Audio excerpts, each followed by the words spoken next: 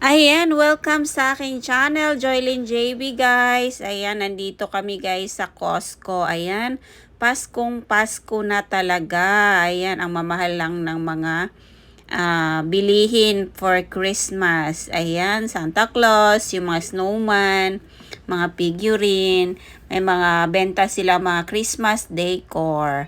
At saka si Lilo and Stitch. Ayan, napakaganda. Ito din oh, yung parang sa hapunan ba yan? At ang ganda ng mga figurine nila. Ito ang gusto ko guys. Yung maliliit na figurine at yung bahay na napakaganda. Ayan. At lalong-lalo na guys, itong mga bulaklak na napakaganda, mga bouquet.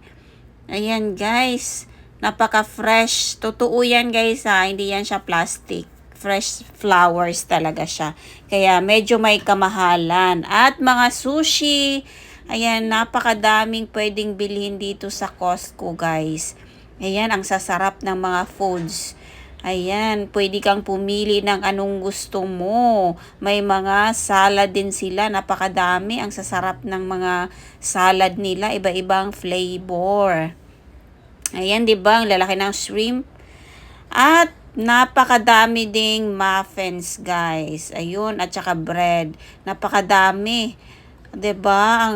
Yung sa amoy pa lang niya, guys, talagang maiengganyo ka ng bumili. Ayan, napakasarap. Kasi sa amoy pa lang, parang naanuhin ka talaga niya.